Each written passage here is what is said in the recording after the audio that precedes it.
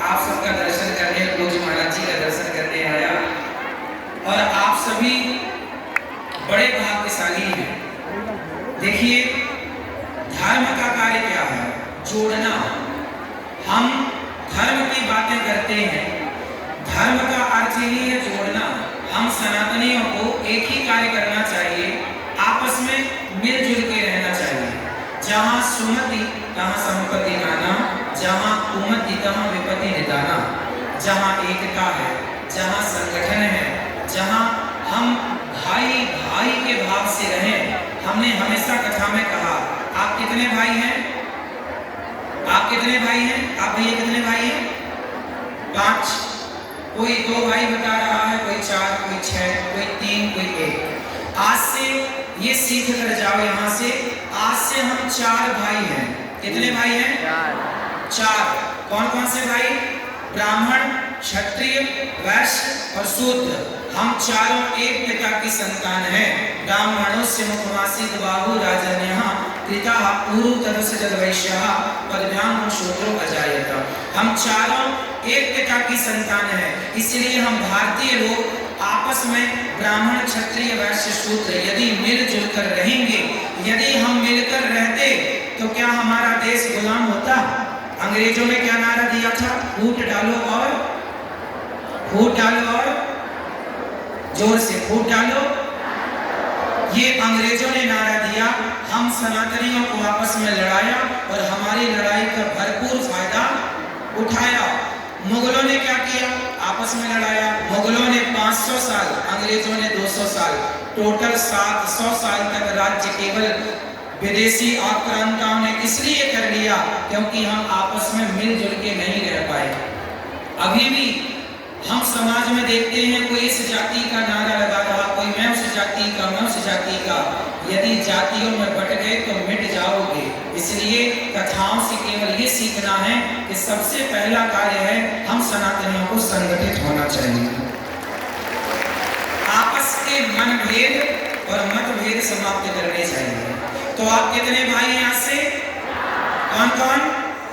ब्राह्मण, क्षत्रिय, वैश्य और हम चारों एक पिता की संतान है। अच्छा बताओ, भगवान के मुख से ब्राह्मण का जन्म हुआ, भुजाओं से क्षत्रिय का, जंघाओं से वैश्यों का और चरणों से शूद्रों का।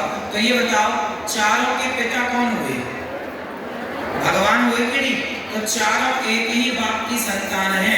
तो जब चारों एक बाप की हैं, तो फिर लड़ाई किस बात की है? फिर झगड़ा किस बात का? इसलिए सब लोग गले मिलकर रहो। राह में आए जो दीन दुखी, सबको गले से लगाते चलो, यही धर्म है। पर हित सरिस धर्म नहीं भाई। सबको गले लगाना, सबकी सेवा करना, अपनी माँ की सेवा करो ऐसे कि कोई माँ वृद्धाश्रम न जाए। अपने पिता की सेवा करो ऐसे कि खुशी के आंसू निकल पड़े पिता के, और पिता ये कहे कि मेरे बेटे जैसा भगवान सबको बेटा दे। तब तो पुत्र होना सार्थक है, तब तो बेटा होना सार्थक है। तो आप इन कथाओं से ये सीखिए और आपस में मिलकर रहिए। जातवाद की दीवारें तोड़कर गले मिलकर रहो, एक दूसरे के काम आओ, यही जीवन है। सदा प्रसन्न रहो, सदा खुश रहो, यही मंगल कामनाएं पूज्य महाराज जी की वाणी श्रवण कर रहे हैं। विघ्न करने के लिए, बाधा पहुंचाने के लिए दास आ गया और आप सब क्षमा कीजिए। और आइए अब पूज्य महाराज जी की दिव्य वाणी सुने। आप सभी भक्तों को बार-बार प्रणाम, सभी भक्तों की चरण रज को प्रणाम। एक बार मेरे संग बोलिए, बोले हे नाथ मैं आपको कभी भूलूं नहीं। हे नाथ मैं जैसा हूँ, मैं जैसी हूँ आपकी हूँ। हे प्रभु हम पापी हैं, अधम हैं, नीच हैं, दुष्ट हैं, पर जैसे हैं आपके। हे नाथ हमें स्वीकार कीजिए, हे नाथ हमें स्वीकार कीजिए। पूज्य महाराज जी के चरणों में बारंबार प्रणाम। ऐसी प्रार्थना सब लोग रोज करो कि हे नाथ हम आपके हैं, जैसे हैं हम आपके। भगवान से प्रार्थना करिए, स्वीकार करेंगे। पूज्य महाराज जी इसी चरणों में बारंबार नमन। पूज्य महाराज जी का नाम मैं इसलिए नहीं ले रहा हूँ, आप सब जानते हैं अपने श्रवणों का नाम लिया जाता है। हम तो पूज्य महाराज जी के चरणों की धूल हैं और महाराज जी के चरणों की धूल की पूज्य महाराज जी के चरणों को बार-बार प्रणाम।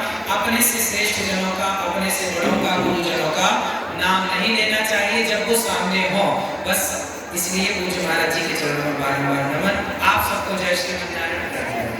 हर हर बहुत साधुवाद परम पूज्य श्री पंडित आचार्य महाराज जी।